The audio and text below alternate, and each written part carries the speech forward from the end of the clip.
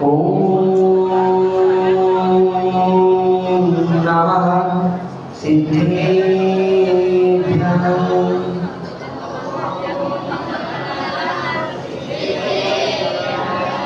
ओम नमः सिद्धेभ्यः।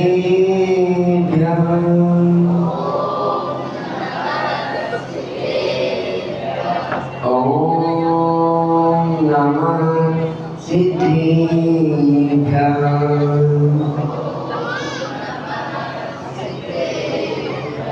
नमो अरिहन्ताय नमो सिद्धाय नमो अमृताय नमो वज्राय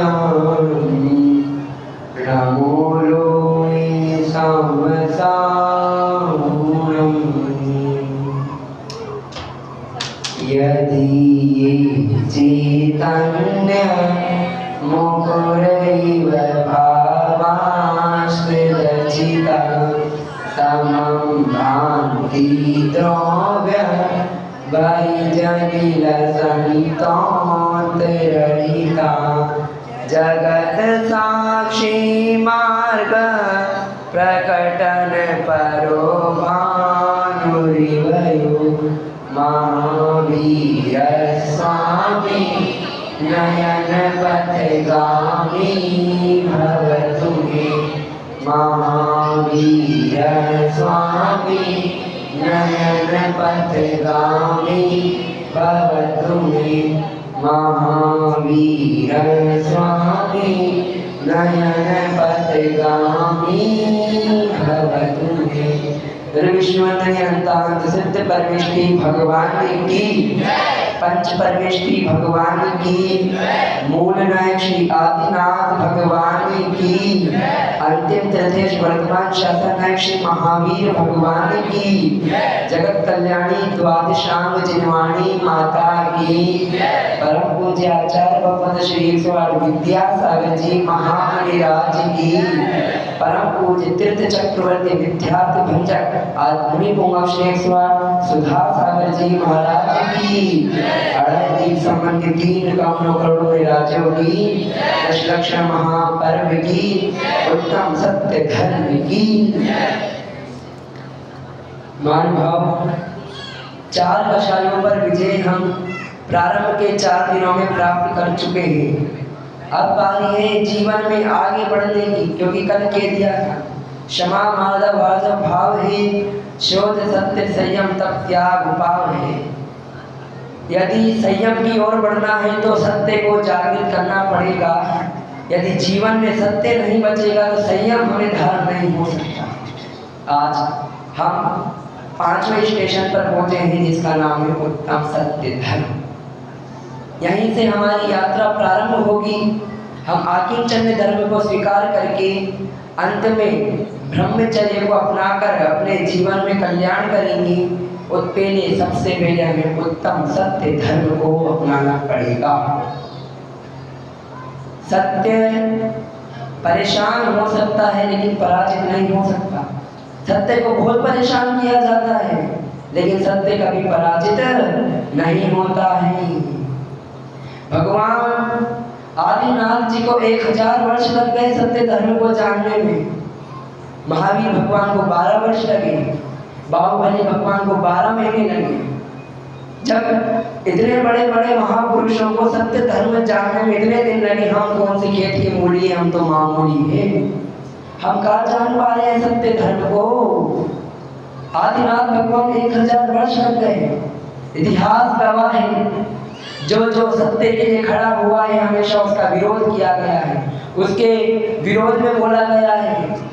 याद रखना, जब सामने वाला सत्यवादी खड़ा हो, क्या है, जब सामने कोई अकेला खड़ा है और सामने पूरी किसकी उल्लू बिल्ली आदि की टोली खड़ी है तो समझ जाना सामने वाला ईमानदार है, सत्यवादी है। जंगल के अंदर शेर जब पानी पीता है तो शेर अकेला खड़ा रहता है, बाकी सारे छोटे मोटे जानवर झुंड बना के खड़े रहते हैं। भगवत गीता के अंदर कहा था, जब जब सच जब जब सत्य लड़ेगा तब सत्य के सामने मूर्खों की टोली खड़ी होगी। आज वही दशा है। समाज के अंदर भी यदि कोई सत्यवादी खड़ा होता है, उसकी टांग खिंचाई की जाती है। कोई धर्मात्मा आगे के जीवन में अग्रसर होना चाहता है, उसकी टांग खींची जाती है, ना कि उसे बढ़ाया जाता है। एक बार महावीर भगवान से किसी ने पूछा, भगवान समाज को आगे कैसे बढ़ाया जाए? महावीर भगवान ने कहा, भैया समाज को यदि आगे बढ़ाना है तो लोगों की टांग नहीं, लोगों के हाथ खींच लो, समाज अपने आप आगे बढ़ जाएगा। एक बार पूरे देश विदेश के केकड़े होते हैं, क्या होते हैं? केकड़े। उनका मेला लगा अमेरिका के अंदर। सभी देशों की अलग अलग प्रदर्शनी अमेरिका के अंदर गई, भारत भी गया था। अब सभी देशों के केकड़े होते हैं ना, अब सभी लोग जो प्रतिनिधि थे देश के, वो एक एक डब्बे के अंदर केकड़ों को भरकर लेकर आए। सारे डब्बे बंद थे। क्या? सारे डब्बे बंद थे, भारत का डब्बा खुला हुआ था। अमेरिका के प्रोफेसर ने भारत के प्रतिनिधि से कहा, भैया ये केकड़े हैं, भाग गए तो? देखिए सभी देशों के केकड़ों के डब्बे बंद है, भारत का डब्बा खुला है। भारत के प्रतिनिधि ने कहा, भैया हमारे भारत के केकड़े बड़े होशियार हैं, यदि एक बार खींचा जाएगा तो एक टांग खींच के डब्बे में उतार लिया जाएगा। आज यही नशा है, यदि धर्म के मार्ग में कोई आगे बढ़ रहा होता है, उसकी टांग खींच ली जाती है, ना कि उसे कभी बढ़ाया जाता है। सत्य परेशान होता है, कभी पराजित नहीं होता है। महानुभाव, मीरा अकेली सत्य के लिए खड़ी थी, लेकिन राणा जी ने जहर खिलाया। राणा ने मीरा को मारने के लिए जहर भेजा, लेकिन भगवान की भक्ति ऐसी थी, वो जहर का प्याला भी अमृत में बन जाता है। ये होता है सत्य का प्रभाव।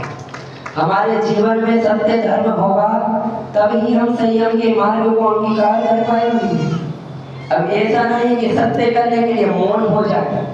लोग कहते भैया मौन हो जाओ सत्यवादी। यदि मौन रहने से सत्यवादी हो जाते, मोक्ष मिलता, तो सबसे पहले पेड़ पौधे मोक्ष को चले जाते, क्योंकि सबसे ज्यादा मौन तो पेड़ पौधे बोलते तक नहीं है। मौन रहने से सत्य नहीं होगा। क्या? मौन से नहीं, सत्य अपनी अंतरंग आत्मा से जागता है। कठिन वचन मत बोल, परिंदा झूठ दर, साच जवाहर घोर, सत्यवादी जग में सुखी, उत्तम सत्य व्रत पालीजे, पर विश्वास घात नहीं कीजे, साचे झूठे मानुष देखो। आगे सब कापर सब क्या? हाँ, तो कठिन वचन मत बोलो। किसी से कठोर वचन बोलोगे तो आपके पास कौन है?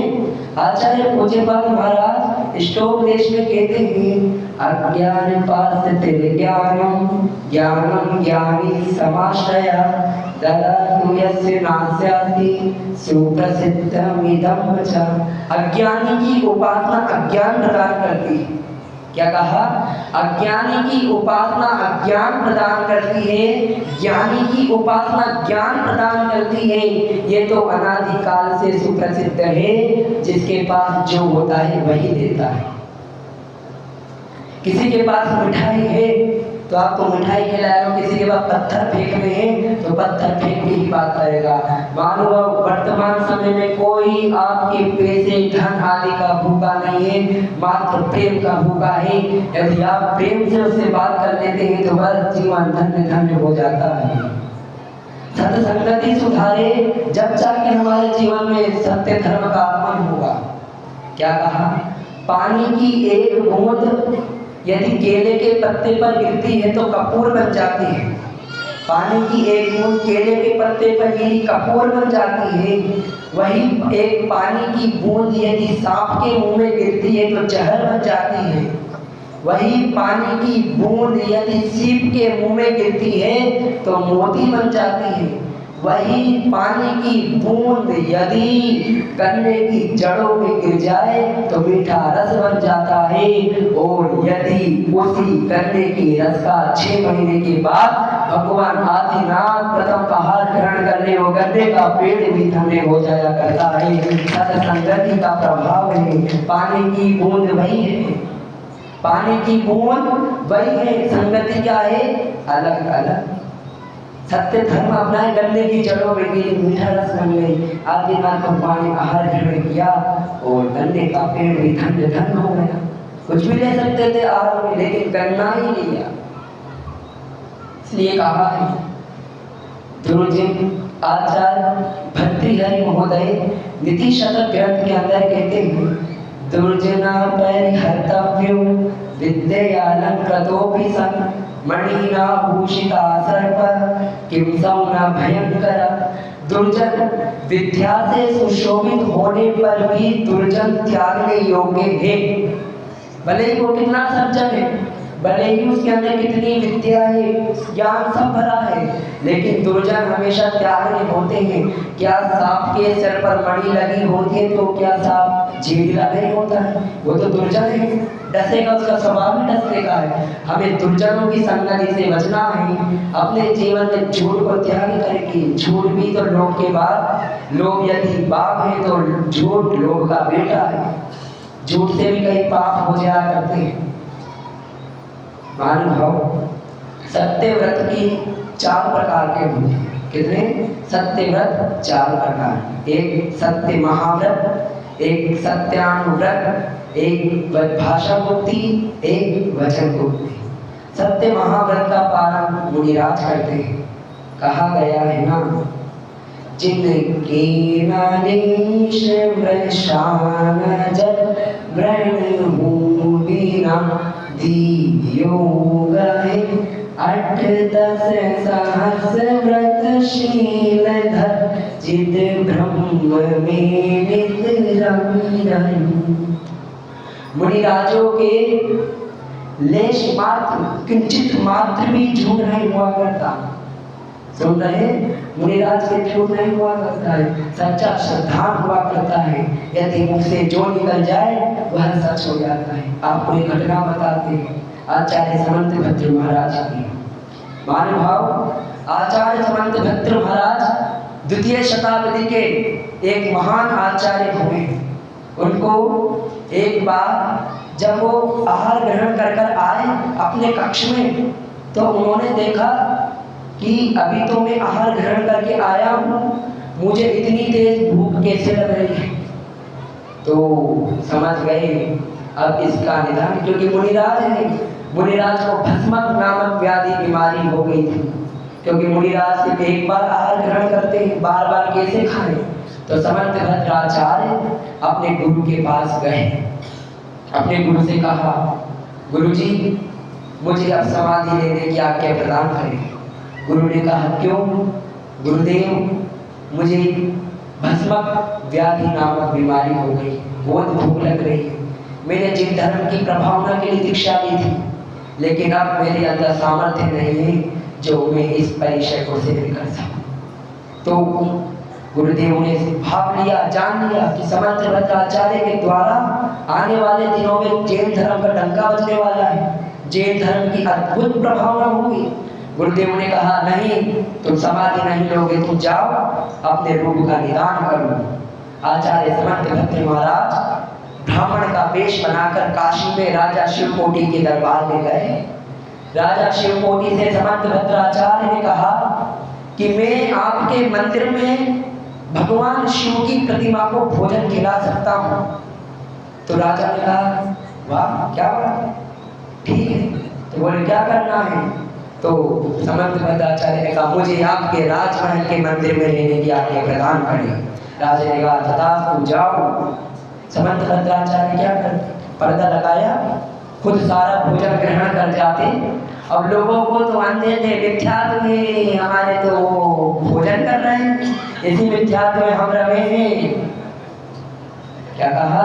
इसी मिथ्यात्व में समंत भद्राचार्य अब उनके रोग का निदान होने लगा। धीरे धीरे रोग का निदान तो होना ही था।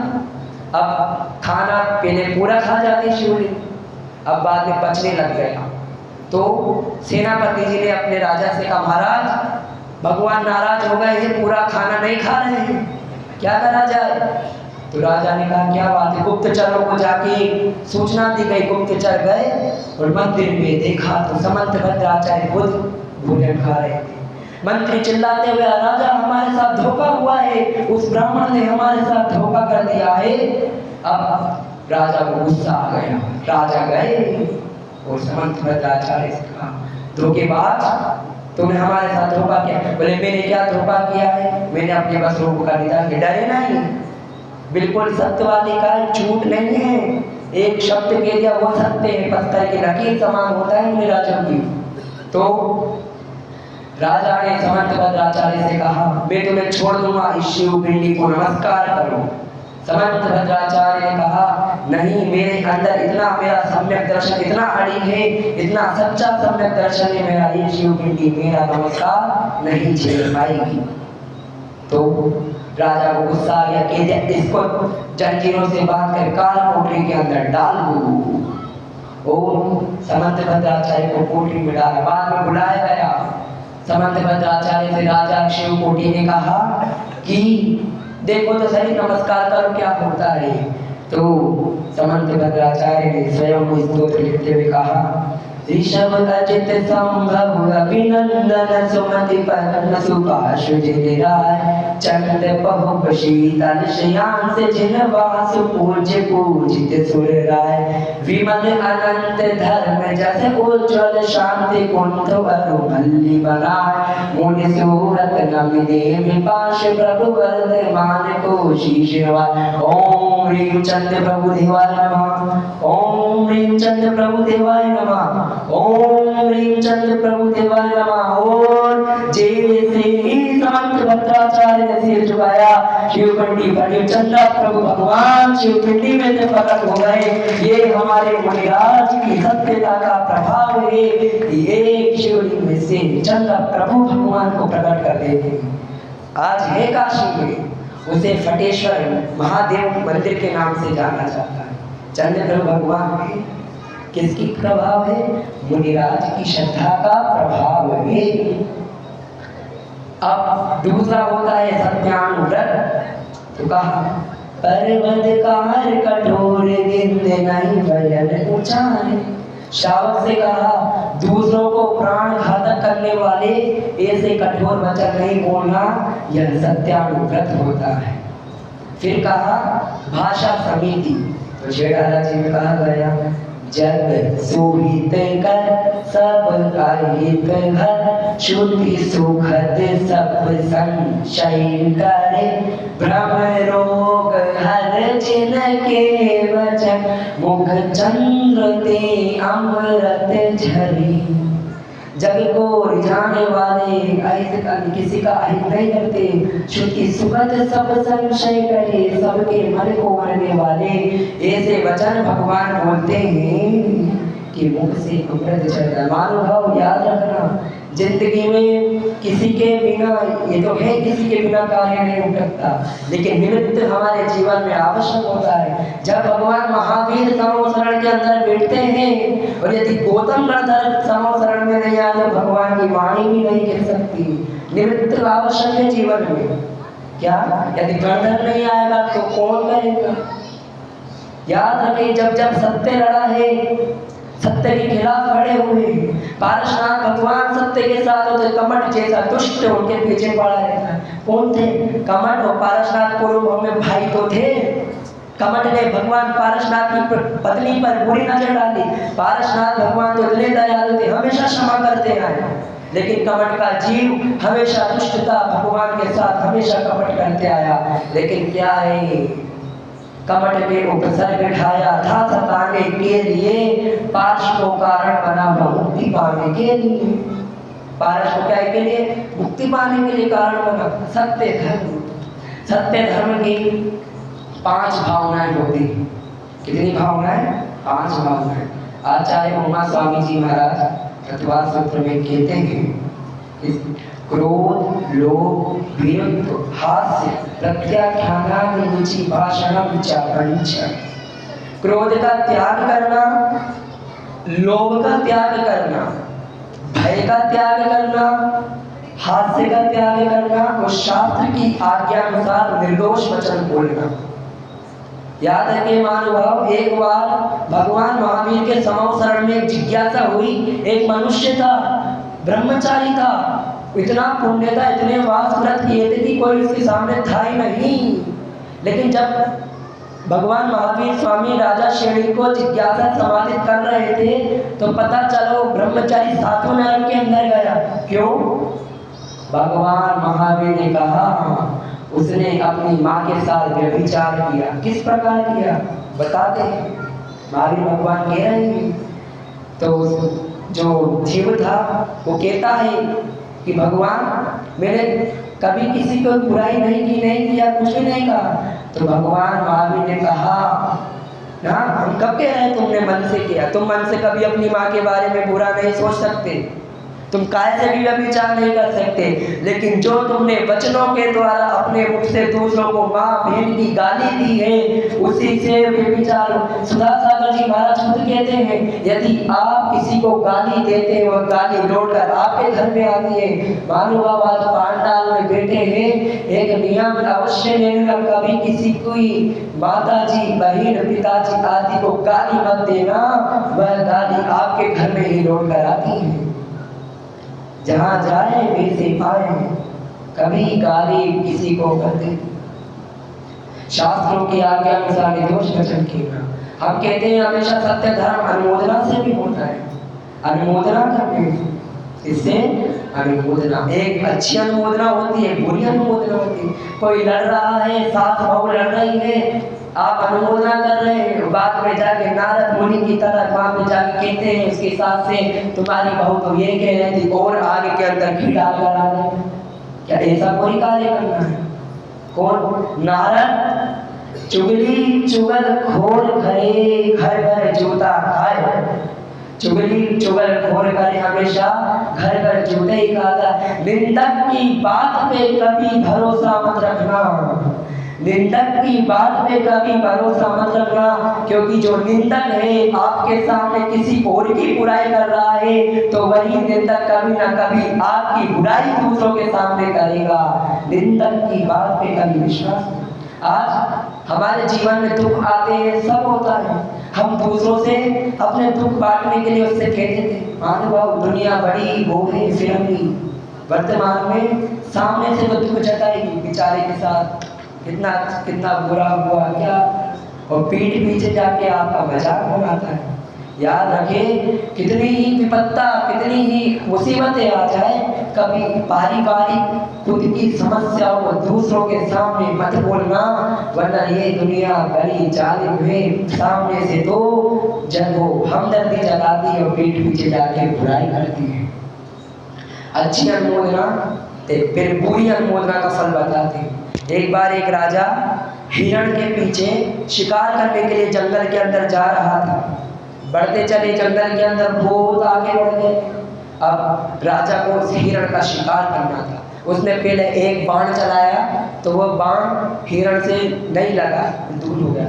500 सैनिक भी राजा के साथ जा रहे थे, पीछे पीछे जा रहे हैं। राजा जी की खुश करना है, चापलूसी करनी है, क्या चापलूसी तो करनी पड़ेगी राजा जी की। तो सैनिक पीछे पीछे चल पड़े। राजा जी ने बड़ी चतुराई से हिरण को बाण मारा, हिरण मर गया। राजा ने क्या किया? कृत, 3 होते ना, कृत, कार्य, अनुमोदना। राजा ने तो कृत कर दिया और सैनिकों ने ताली बजाई। राजा जी ने हिरण मार दिया, अनुमोदना की। उसका ये दुष्प्रभाव बना, पूरे कार्य में अनुमोदना करने से वह 500 सैनिक अगले भाव में मुनि बने और उन मुनियों को जिंदा भट्टी के अंदर जला दिया गया, झोंक दिया गया भट्टी के अंदर। बुरी अनुमोदना का फल। अच्छी अनुमोदना का फल बताएं। अच्छी अनुमोदना, जब राजा वज्रजंग अपनी रानी श्रीमती के साथ भाव में जंगल के अंदर मुनिराजा को आहार देने गए तो वृक्ष से बंदर, नेवला और शुकर आदि 4 जानवर थे जो उसके मंत्री पुरोहित आदि सभी थे। राजा वज्रजंग ने अपनी मुनिराजों को आहार दिया और बंदर आदि ने अनुमोदना की कि काश हम भी भगवान को आहार दे पाते, अनुमोदना की। अब राजा वज्रजंग और उसकी रानी श्रीमती ने भगवान मुनिराजों से पूछा कि हमारा अगला भाव क्या है। तो मुनिराजों ने कहा, राजा वज्रजंग और आपकी रानी श्रीमती, आपके दान देने का अनुमोदना का फल ये है कि आप यहाँ से 8 पर्याय में जाकर जैन धर्म के प्रथम तीर्थंकर भगवान आदिनाथ बनेंगे। आपकी रानी श्रीमती श्रेयांश का जीव बनेगा और जो शूकर बंदर आदि जो मंत्री आदि आपके पुत्र पुत्रियां मिलेंगे। ये होता है अच्छी अनुमोदना का फल जो आहार देने से वज्रजंग को भगवान आदिनाथ बना देता है। अब सत्यानुव्रत की 5 भावनाएं हमने जानी। अब सत्यव्रत के 5 अतिचार भी होते। अतिचार का दोष क्या? दोष मिथ्योपदेश, रहोभ्याख्यान, कोट लेख क्रिया, न्यासापहार, साकार मंत्र भेदा। आचार्य महास्वामी महाराज तत्वार्थ सूत्र में सत्यव्रत के 5 अतिचार में मिथ्योपदेश, किसी को झूठा उपदेश देना। क्या देना? झूठा उपदेश। जैसे एक प्रमाण मिलता है पंडित सदाशिवदास जी की रत्नकरंटक शावकाचार्य की टीका के अंदर, श्वेतांबर मत के अंदर बस एक मत बता रहे हैं, बाकी तो बहुत सारे मत हैं कि उस ग्रंथ के अंदर लिखा है कि गडरिया नाम का ग्वाला था। कौन? गडरिया नाम का ग्वाला था। उसने भगवान महावीर स्वामी से दीक्षा ली। उसने भगवान महावीर से दीक्षा ली। उसके बाद जब भगवान ने उसकी बात नहीं मानी तो उसने भगवान महावीर के ऊपर समव शरण में अशुभ तेजस नाम की एक शक्ति होती है, वो भगवान के ऊपर छोड़ दी। कब? समव शरण में। किसके अंदर? समव शरण। फिर भगवान महावीर स्वामी को पेचिश रोग हो गया। वहाँ लिखा है, आप पढ़ सकते हैं सदाशिवदास जी की टीका, तो वहाँ है पेचिश रोग हो गया। अब भगवान महावीर को 10 दिन लग गया, पेचिश हो गया, कैसे बचे? तो भगवान महावीर से कहा गया कि आपको कौवे का मांस खाना पड़ेगा, जब जाके आपका रोग सही होगा। और उस ग्रंथ में लिखा है कि भगवान महावीर ने कौवे का मांस खाया, उनका पेचिश। क्या ये सही बात है? नहीं। जब श्रावकों के लिए कह दिया तब से हिंसा, तब स्थावर के लिए नियम नहीं है, तो भगवान महावीर स्वामी मांस कैसे खा सकते हैं? ये मिथ्योपदेश, गलत उपदेश देते हैं वो हमें। इसलिए हमें दिगंबर शास्त्रों के ऊपर सच्चा श्रद्धान करना चाहिए। जो इसकी बात आप ये नहीं कि भैया तेरे हवा हवा में बात नहीं दी, आप शास्त्र पढ़े, शास्त्र उठाए, फिर आके यहाँ पे जिज्ञासा भी प्रकट करें। आचार्य कुंद स्वामी महाराज चारित्र पहाड़ के अंदर कहते हैं, हिंसा रही धम्मे 18 दोष वज्जिए देवे ऋग्गन्थे पप्पयणे सद्धर्मं भोहि सम्मतम्। दुनिया में 3 लोग ही सच्चे हैं। या जैन धर्म की बात करी नहीं, वो कह रहे हिंसा रहित धर्म। क्या कहा? हिंसा रहित धर्म, 18 दोषों से रहित देव और निर्ग्रंथ मुनि और सच्चे शास्त्र ही पूजने लायक हैं। आपसे एक प्रश्न पूछते हैं, जिस धर्म के अंदर जीवों की हिंसा की जाती है, जीवों की बलि दी जाती है, क्या वह धर्म सच्चा हो सकता है? क्या हो सकता है? क्या नहीं हो सकता। हमारा जैन धर्म अहिंसा परमो धर्म का प्रधान धर्म है। यहाँ पे तो कह दिया भैया स्थावर जीवों की भी तुम हिंसा मत करो। और आप क्या, कौन भगवान होगा जो बलि लेकर अपने भक्तों से खुश होगा? कोई नहीं है। ये तो आधुनिक काल में लोगों ने गलत भ्रांतियां फैला दी है कि भगवान बलि लेने से खुश होता है। वरना कौन पिता होगा जो अपने बेटे की बलि दे के भगवान को खुश करना चाहेगा? हो सकता है क्या? नहीं हो सकता। 18 दोषों से रहित देव। कौन कौन से 18 दोष? आचार्य कुंद स्वामी महाराज चारित्र पहाड़ के अंदर अगली गाथा में कहते हैं, चुवतन भीरु रोसो रागो मोह चिंता जरा रुजा बिच्छू से तब खेद बदोरई विपणियता जड़ो वेगु 18 भूख प्यास छुआ दर्द बीरू भय राग मोह चिंता बुढ़ापा रोग मृत्यु पसीना खेद सेनम खेद मद रति सेतम खेद मद विस्मय निद्रा जन्म जन्म और मरण। इस प्रकार 18 दोषों से रहित जिनेंद्र भगवान होते हैं वही सच्चे देव। जो ना आहार कर रहे हैं, ना उनको सेन ना पसीना आ रहा है, वही सच्चे देव हो सकते हैं। निर्ग्रंथ मुनि क्या, जिन्होंने सभी सब चीजों का त्याग कर दिया है, जैन धर्म की ओर मोक्ष मार्ग की ओर अग्रसर हो गए हैं, वही सच्चे मुनि हैं। और जिन शास्त्रों के अंदर लोगों की कल्याण की भावना का उपदेश दिया गया है, वही सच्चे शास्त्र हो सकते हैं। इनके अलावा दुनिया में कोई सच्चा नहीं। एक बार एक व्यक्ति ने अपने पड़ोसी से उसके घर में जो फंक्शन था, शादी आदि के लिए, तो बर्तन मांगे, तो उसके पड़ोसी ने बर्तन दे दिए। क्या दिए? बर्तन दे दिए। अब उसके शादी ब्याह का कार्य हो गया। अब बेचारे पड़ोसी ने तो बड़े ही विश्वास के साथ बर्तन दिए थे, तो पड़ोसी ने सारे बर्तनों को तोड़ मरोड़ के आदि करके उसको लौटा दिया। किसको? अपने पड़ोसी को लौटा दी। अब मानो भाव, उसने बर्तन को तोड़ फोड़ कर पड़ोसी को दिए, क्या वो पड़ोसी उसे आगे से बर्तन देगा या नहीं देगा? नहीं देगा। कोई विद्यार्थी आपकी किताब फाड़ दे और आपको दे तो आप कभी नहीं देंगे। इसी प्रकार कर्म केवल एक बार मौका देते हैं, बार बार मौका नहीं देते। कर्म कहते संभल जाओ, वहां पे तो बर्तन फिर भी मिल सकते हैं, लेकिन कर्म में बस एक बार अवसर देते हैं, बार बार अवसर नहीं देते। जैन धर्म एकमात्र कर्म प्रधान धर्म है, जहाँ पर कर्मों से व्यवस्था चलती है। भगवान तो दयालु होते हैं, कोई इनकी शरण में जाएगा तो भगवान माफ कर देंगे, फिर तो धरती में तो पाप का बोझ बढ़ जाएगा। लेकिन कर्म किसी के सगे नहीं होते, कर्म मात्र एक बार अवसर देते हैं, बार बार कर्म अवसर नहीं देते। उसने कहा अगर अच्छे किए तो अच्छे कर्म मिलेंगे, और बुरे कार्य किए तो बुरे कर्मों का फल तुझे अवश्य भोगना पड़ता है। मिथ्योपदेश रहोभ्याख्यान, पति पत्नी आदि की बातों को प्रकट कर देना रहोभ्याख्यान। कूट लेख क्रिया, किसी को फंसाने के लिए झूठे दस्तावेज बना देना, कागज वो जाली कागज बना देना उसको, और जो दफ्तर आदि के अंदर अदालत में झूठे केस आदि कर देना, क्या है? कूट लेख क्रिया। न्यासापहार, क्या? किसी की धरोहर को हड़प लेना। जैन धर्म के अंदर एक सत्य घोष की कथा चलती है। किसकी? सत्य घोष। अपने आप को इतना सत्यवादी समझता था कि मेरे समान तो दुनिया में सत्यवादी कोई ही नहीं। जनेऊ पहनता था, धोती पहनता था, दुपट्टा पहनता था, और अपने साथ जो रखता था जो ठीक। सत्य घोष के पास न्यासपहार की चर्चा कर रहे। सत्य घोष के पास एक बार एक सेठ आया। अब क्योंकि सेठ को धन कमा के लाया था, हीरे मोती आदि, और सेठ को वापस विदेश जाना था। अब सेठ सोचे हीरे मोती किसको दूं जो इसकी रक्षा कर सके। तो उसको याद आया, हाँ अरे सत्य घोष है, जिसने ये कहा था कि कभी मैं झूठ बोलती तो मेरी मूंछ कटवा देना। क्या? सत्य घोष ने कहा था मेरी मूंछ कटवा देना कभी मैं झूठ बोल जाऊं तो सेठ ने सत्य घोष के पास वो हीरे मोती आदि रखवा दी। अब सेठ चला गया।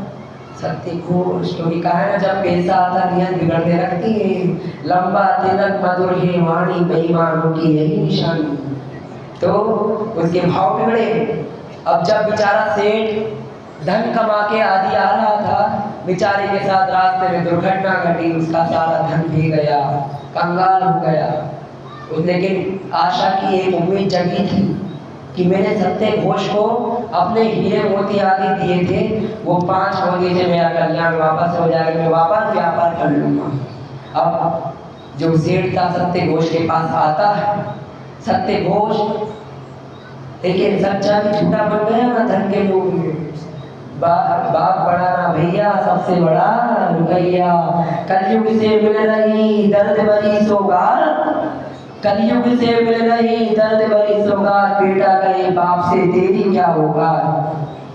क्या है? यही तो है। और जैसे ही वो आए और सत्य घोष ने कहा कौन से मोती, कौन से हीरे बनने, और लोगों को पता था, सत्यघोष ने कही थी मेरी मूंछ काट देना मैं झूठ बोल दूं, तो सभी लोगों ने भी विश्वास कर लिया सत्यघोष ही सच कह रहे हैं। बेचारे सेठ को दोषी ठहरा दिया गया, बेचारा सेठ पागल हो गया। अब क्या करें, बेचारा सेठ बार बार जाता, क्योंकि कोई पागल होता है तो हर कुछ पकता है, लेकिन जो सेठ था सिर्फ एक मिनट लगा रखा था, मेरे मोती मेरे मोती।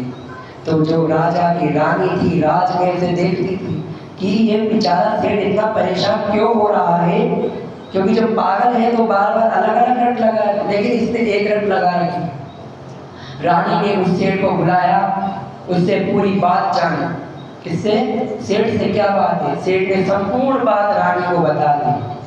अब रानी जी ने कहा ये तो बड़ा लफड़ा है, तो लेकिन रानी ने सेठ से कह दिया यदि अगर तुम गलत हुए तो मैं तुम्हें फांसी में चढ़वा दूंगी। हाँ, क्योंकि मैं राजा से लड़ाई मोल लेने वाली। तो अब सेठानी को रानी जी ने सत्यघोष को अपने महल में शतरंज के पासे खेलने के लिए बुलाया। किसके लिए? शतरंज। पहले पासे में, लेकिन उसने ये कह दिया कि अब चीजें लेनी है, आप तुम्हारी जो हारोगे तो देना है, अगर तुम जीते तो मैं तुम्हें गिफ्ट दूंगी। तो रानी ने बड़े ही शातिर दिमाग से सत्यघोष को पहली पारी में हरा दिया और सत्यघोष का जनेऊ ले लिया। क्या ले लिया? जनेऊ। और अपनी सखियों को बुलाकर कहा कि जनेऊ लेकर उसकी पत्नी के पास जाओ कि तुम्हारे उसको क्या नाम है, तुम्हारे पति को पकड़ लिया गया जो तुम्हारे घर में मोती वापस। जो पत्नी भी तो बड़ी चालाक है, कहाँ से थी? बोले नहीं होगा किसी और का। पत्नी को क्या पारा, पैसा प्यार पति होगा है ना। अब वापस आए, रानी ने दोबारा हराया, वो सखिया के भैया वो तो मांग ही नहीं रही जनेऊ। तो उसने कहा कोई बात नहीं, दोबारा हराया। अब दुपट्टा ले लिया। क्या ले लिया? दुपट्टा ले लिया। अब वापस कहा सखी से दुपट्टा लेकर जाओ, लेकिन पत्नी बड़ी चालाक थी, कोई मोती वोती नहीं, ले जाओ तुम जाओ। ठीक है। अब रानी को गुस्सा आ रहा कि क्या करे, पत्नी भी तो काम नहीं है, भी तो मायाचारी से भरी, क्या करे। तीसरी बारी आई तो सत्यघोष की सबसे प्रिय इसके पास एक अंगूठी थी जो उसकी शादी की अंगूठी की निशानी थी। तो रानी ने अब उस अंगूठी को जीत लिया और कह दिया अब सखियों से अब जाके देव जाके कहना यदि अब तुमने उस मोतियों को वापस नहीं दिया तुम्हारे पति की वापस घर पे आने वाले। तो फिर अंगूठी दिखाई और अब पत्नी घबरा गई, हाँ अब तो पति संकट में। उसने 5 मोती रानी को दे दिए। अब रानी के पास मोती, रानी ने ऐसे नहीं दिए सेठ को, राजा जी को बुलाया, राजा को सारी बात कही।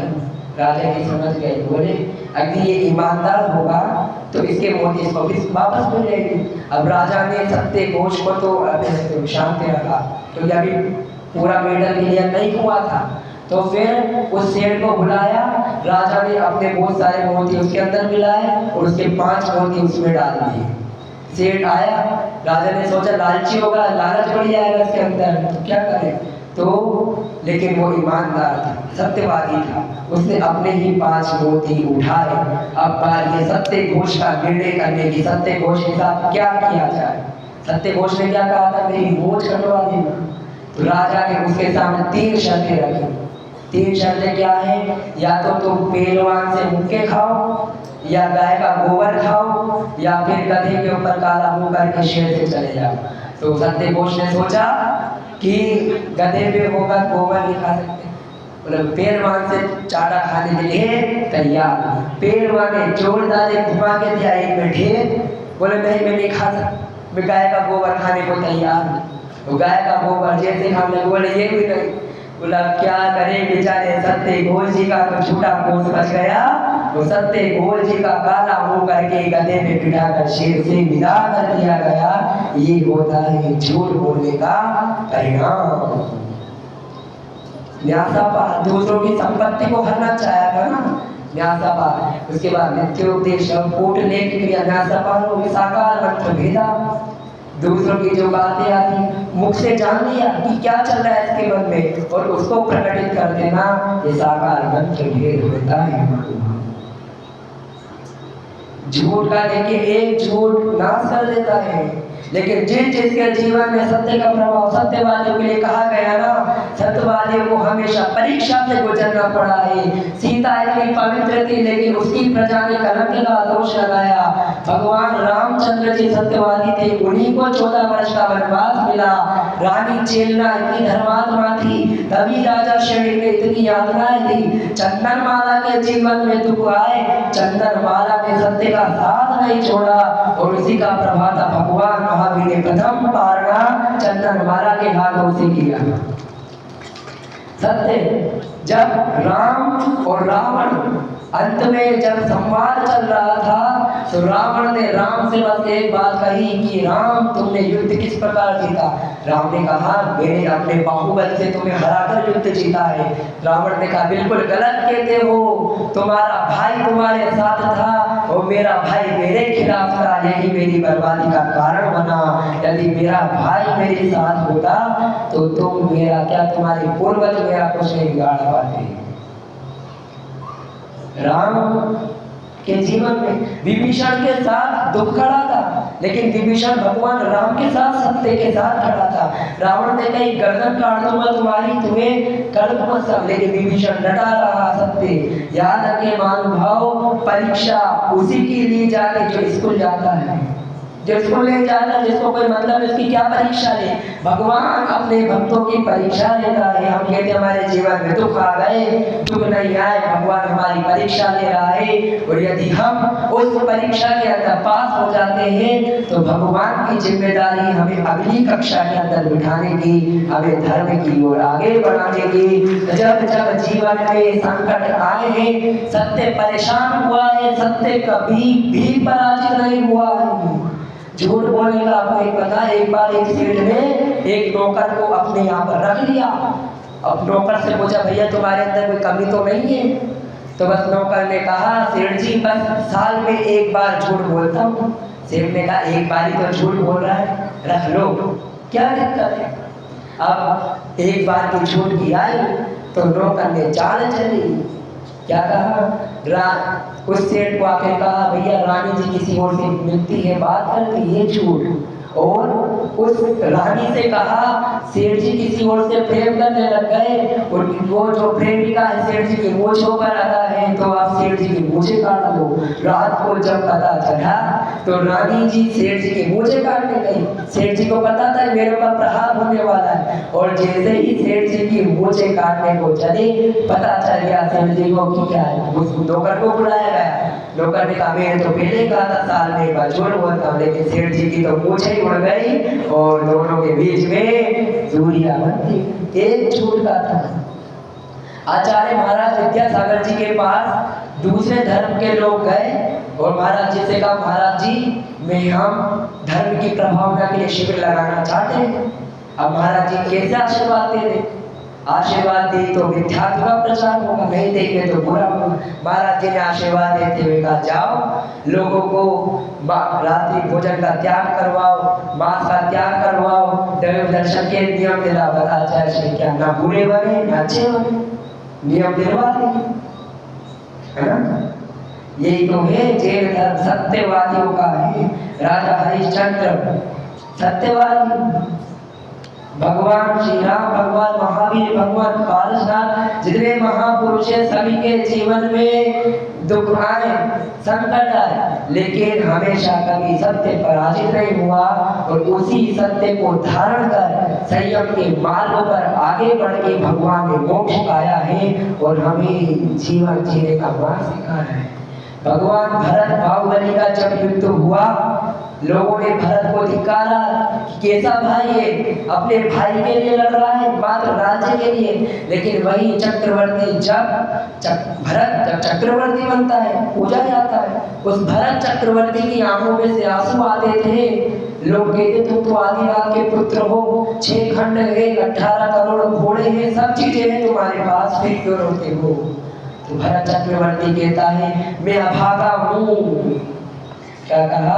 मैं अभागा हूँ, लोग में आदिनाथ मुनिराज से दीक्षा ग्रहण कर करके अपने संयम के मार्ग पर लगे हैं और मैं संयम के मार्ग को धारण नहीं कर पा रहा हूँ, रोता है। सत्य धर्म को जीवन में देखे कैसे हो।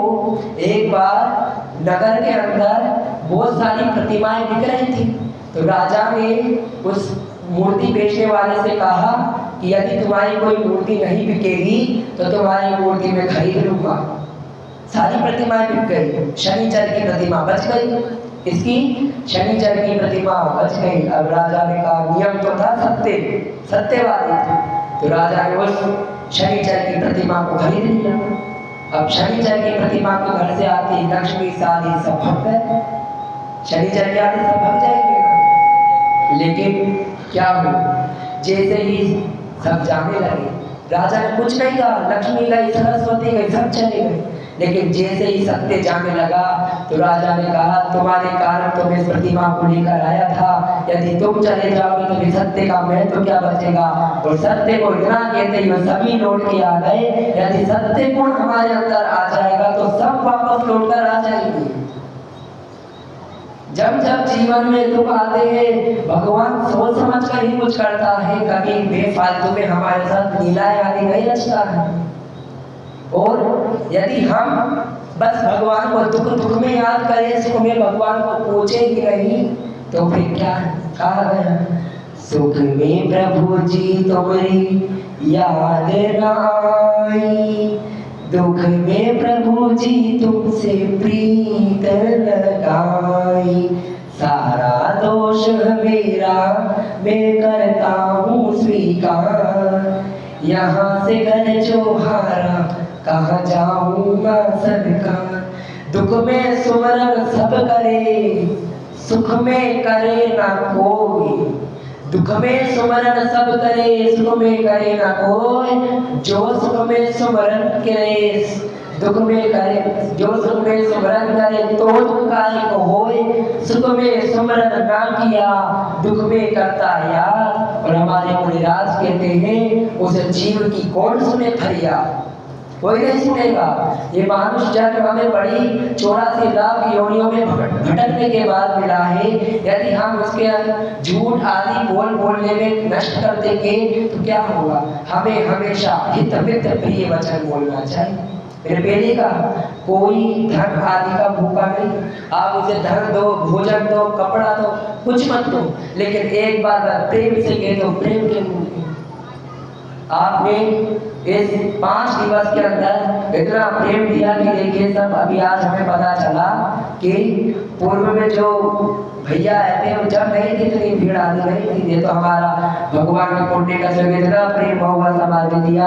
सभी को सारा धन्यवाद करके जो सभी श्रोता कर एक मिनट विशु मानव आपके बेटे रहने से ही तो वक्ताओं का हौसला बढ़ता है। यदि जगह में क्या विषय तो अच्छा है। याद है हित मित्र प्रिय वचन की कहानी में से हम समझते हैं, एक राजा था, अंधा था, एक आंख नहीं थी उसकी। क्या नहीं थी? एक आंख नहीं थी। राजा को अपनी मूर्ति बनवानी, 3 कलाकार आए। क्या है? 3 कलाकारों को बुलाया। अब एक कलाकार ने कहा जैसा है वैसा ही तो करूँगा, तो एक कहानी बनाई है। राजा को चित्र पसंद नहीं आया। किसको पसंद आएगा? अपनी बुराई। अब एक जने ने राजा की तस्वीर बनाई तो दोनों आंखें लगा दी। राजा ने कहा झूठ है, मेरी एक आंख नहीं। लेकिन जो तीसरा कलाकार था बड़ा समझदार था। क्या? तीसरा कलाकार समझ, उसने राजा के निशाना लगाते हुए एक फोटो वो बनाई तस्वीर और एक आंख बंद। लोगों को लग रहा है राजा निशाना लगा रहा है। क्या लोगों को क्या लग रहा है? राजा निशाना लगा रहा है। इस प्रकार हम असल पहले क्षमा धर्म के अंदर भी कह दिया था हमने, ना शान जाति ना रुतबा घट गया होता, ना शान जाति ना रुतबा घट गया होता, जो गुस्से में कहा तुमने यदि हंसकर कह दिया होता, जो गुस्से में कहा तुमने यदि हंसकर कह दिया होता। राजा की कमी भी उसके अंदर नजर नहीं है। राजा भी खुश हो गया, उसका दिल भी नहीं दुखा। कैसे? फोटो क्या बनाई कि राजा निशाना लगा रहा। एक आंख जब निशाना लगाते हैं तो एक आंख अवश्य बंद रहेगी। ये मनोज जन्म हमें बड़ी विपत्ति से मिला है महानुभाव, इसे हमें यूं ही व्यर्थ नहीं करना है। मनुज जन्म अनमोल रे, इस माटी में मत घोल रे, अब जो मिला है फिर न मिलेगा, कभी नहीं कभी नहीं कभी नहीं। वीर नाम तू बोल रे, पारस नाम तू बोल रे, जीवन में तू घोल रे। अब जो मिला है फिर न मिलेगा, कभी नहीं कभी नहीं कभी नहीं। कैसा रहा है मनुष्य जीवन, बालपन में ज्ञान न लयो, तरुण समय तरुणियत रयो। अर्धव्रत में सम बूढ़ापनो, ऐसे रूप न किया। बालपन में ज्ञान नहीं लिया, प्रवचनों में सोते रह गए, जिनवाणी के स्वाध्याय में सोते रह गए। सोते सोते में निकल गई सारी जिंदगी, बोझ ढोने में निकल गई सारी जिंदगी। अरे सारी जिंदगी रे भाया, सारी जिंदगी सोते सोते में निकल गई। सोते सोते में तो निकल गई ना। बालपन में जब युवा हुआ, स्त्री आदि के साथ, अब अर्ध तक सब बूढ़ा, आधे पैर कबर में आधे पैर धरती पे। अब जब जाके कह रहे हो काया बूढ़ी हो जरी, दशा हुई जवान, ऐसे में कैसे करे निज आत्म कल्याण। अब बुढ़ापे में तो तुम रो रहे हो, क्या करे क्या करे, फिर वही तो रहेगा, जो बोगे वही तो पाएगा। नीम के तरू में, ओहो नीम के तरू में नहीं आम दिखाए रे, जीवन ही पानी की बूंद